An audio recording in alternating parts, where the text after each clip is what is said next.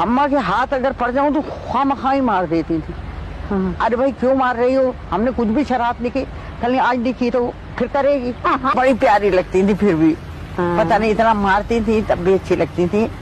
क्योंकि हमारे अब्बा कहते थे कि तुम सब ना होते तब भी हम अपनी बेगम के सहारे जी सकते थे, और अब भी तुम सब मर जाओ तो हमें उतना दुख नहीं होगा। और अम्मा बिगड़ती थी, कहती हाँ वाह वाह, जना हो तो पता चले तो मैं।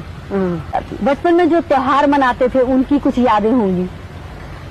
बकरे कटे तो मुझे बहुत बुरा लगा, ईद भी अच्छा लगता था, तो दिवाली वगैरह ये बड़े अच्छे त्योहार थे मनाते थे। लेकिन अम्मा से अब्बा ने कहा दिवाली कहे के लिए आई, सरकार कहे लक्ष्मी आती है, तो उन्होंने कहा कि लक्ष्मी तुम्हारी यहाँ क्यों आएगी मुसलमान? अरे उन बेचारे को क्या मालूम कौन हिंदू है कौन मुसलमान, वो तो जहाँ रोशनी देखेंगे चले आएंगे। अब्बा चुप रह जाते थे। सबसे ज्यादा दिए जलाना मजा आता। और होली? होली तो कौन कीचड़ से खेलनी शुरू कर दी, तो फिर अम्मा ने रंग मंगा के देने शुरू किए।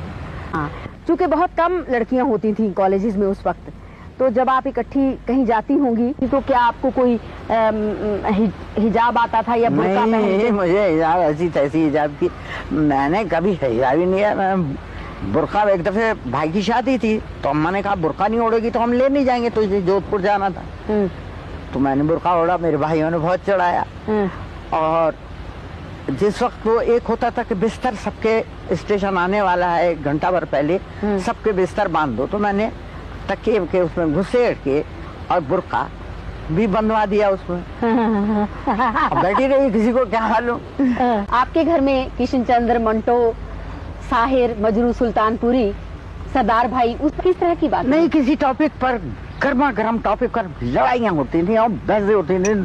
कोई मुखालफत कर रहा है, कोई मुआफ़क़त कर रहा है, कोई मिलाप करा रहा है कि अरे भाई लड़ो मत, झगड़ा मत करो, लो भाई ये खाओ ये पियो।